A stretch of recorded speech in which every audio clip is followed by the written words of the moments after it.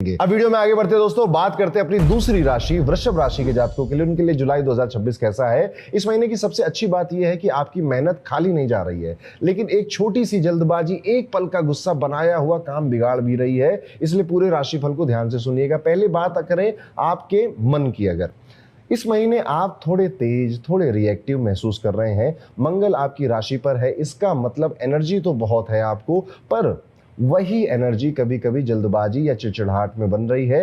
क्या आपको भी ऐसा अगर लग रहा है तो इसको बहुत बढ़ने नहीं देना है। छोटी छोटी बातों में गुस्सा हो जाना, छोटी छोटी बातों में रिएक्ट कर देना, फ्रस्ट्रेट फील करना, चिड़चिड़ वाला नेचर जो होता है, ये आपका जुलाई में सामने आ सकता है। ये समझ लीजिए कि आपकी ताकत इसी में है कि आप इस ऊर्जा को चिड़चिड़ाहट में नहीं बदलें, माफ करें, लेट गो करें, छोड़ दें लोगों को, ताकि आप अपने काम में लग पाएं।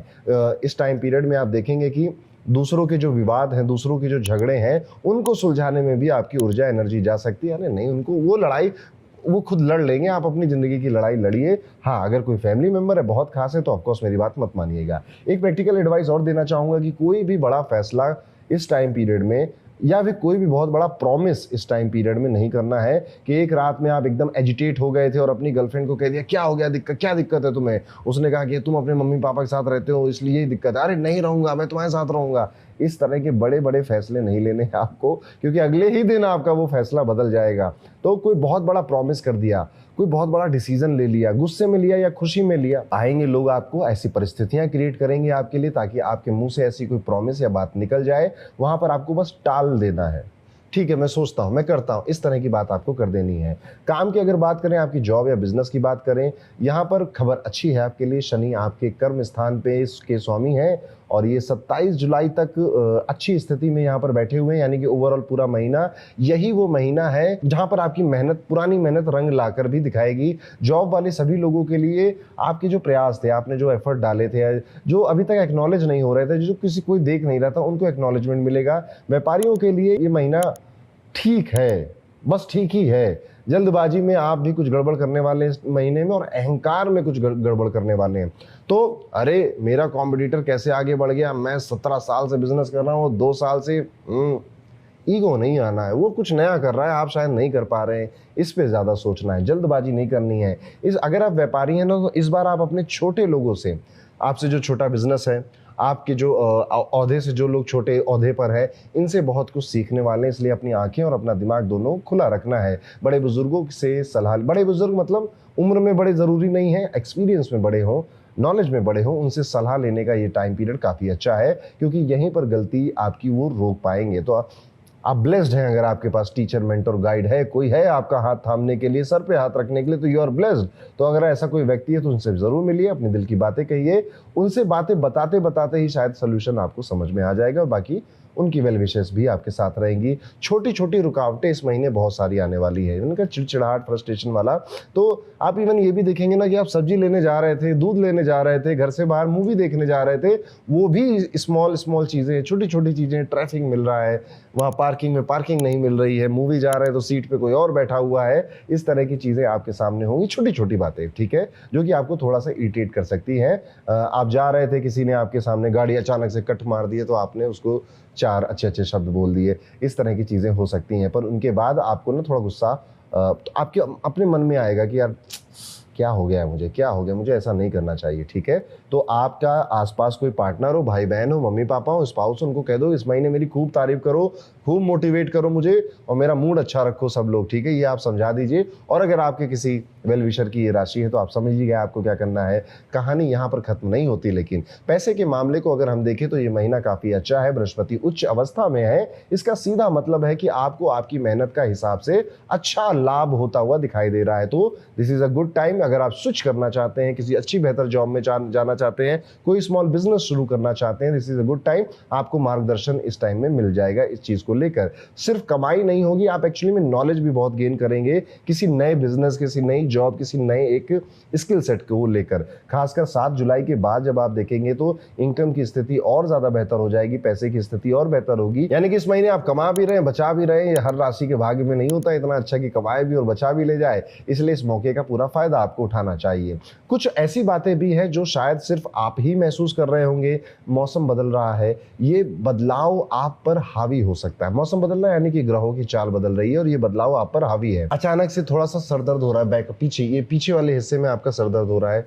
कुछ नहीं था, एवरीथिंग वाज ओके, बट अचानक से दोपहर में हल्का सा बुखार आने लग गया या थकान बहुत ज्यादा ही होने लग गई। इस बार आपका मन करेगा ना कि किसी रिट्रीट पर चला जाओ, थोड़ी मसाज ले लो, सलून चला जाओ। इस टाइम पीरियड में आप देखना, आप 2 बार सलून जाओगे और 6-6 घंटे वहां पर बिता कर आओगे। इस तरह से आप अपने आप को रिजुवनेट या फिर अपने आप को रिचार्ज कर रहे होंगे। आप किसी को मैसेज करने की या बात करने की कोशिश करेंगे, आपको लोग मैसेज करेंगे, कॉल करेंगे। इस टाइम में आप ना ज्यादा लोगों की कॉल नहीं उठाने वाले हो, पूरा फोन आपका डीएनडी पे या फिर साइलेंट मोड पर ही रहने वाला है। इवन मैसेज देख लोगे उसने सामने क्या लिखा है, रिप्लाई नहीं करोगे आप, और अचानक से आपको ना आप किसी और काम में भटक जाओगे और हो सकता है कि आप एक ही काम को बार बार पोस्टपोन भी करो। तो ये महीना पोस्टपोन करना यानी कि प्रोक्रेस्टिनेशन वाला भी थोड़ी वाइब लेकर आपके लिए आ रहा है। बहुत मेहनत वाली वाइब नहीं है इस महीने में, पर काम आपके फिर भी बन ही रहे हैं, ठीक है। बस वो जो छोटी छोटी परेशानी वाली बात मैंने बोली उसका ध्यान रखना है। ये सब इस महीने की ऊर्जा है, एनर्जी है, इसलिए खुद को दोष देने की कोई जरूरत नहीं। यहाँ पर एक और बात है, सेहत का खास तौर पे इस महीने के पहले हिस्से में आपको ध्यान रखना है।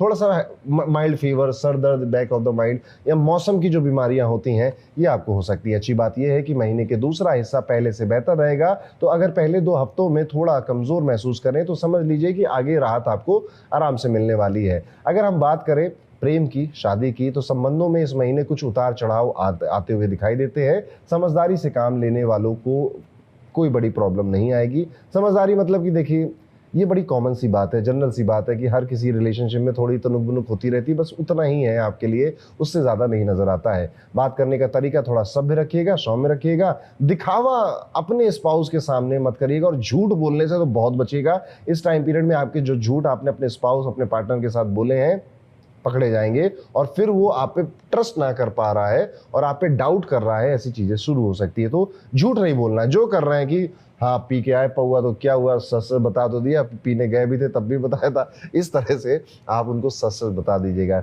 अगर आपका विवाह हो गया है, शादी हो गई है, तो ठीक है, टाइम पीरियड कोई ज़्यादा निगेटिविटी यहाँ पर नज़र नहीं आती। हाँ, आपके स्पाउस के पेरेंट्स की तरफ से कोई हेल्थ इशू की कोई न्यूज़ आपको इस टाइम पीरियड में दिखाई दे सकती है, सुनाई दे सकती है। छोटी छोटी बातों पे बहस मत करिएगा, अपने स्पाउस के साथ भी दिमाग ठंडा रखिएगा। पारिवारिक मामलों में महीने की शुरुआत हल्की हो सकती है, 16 जुलाई के बाद हालत संभल जाएंगे, घर में अच्छा तालमेल बनेगा। घरेलू मामलों में महीने के पहले 4 दिन थोड़े मुश्किल नजर आते हैं, फैमिली को लेकर आप थोड़े नाखुश हो सकते हैं, उसके बाद स्थिति सामान्य हो जाएगी। विद्यार्थी हैं और आप वृषभ राशि के, तो इस महीने कंसिस्टेंसी आपकी सबसे बड़ी दोस्त है। तेजी से पढ़ने की कोशिश मत कीजिए, ठीक से और रेगुलर पढ़िए।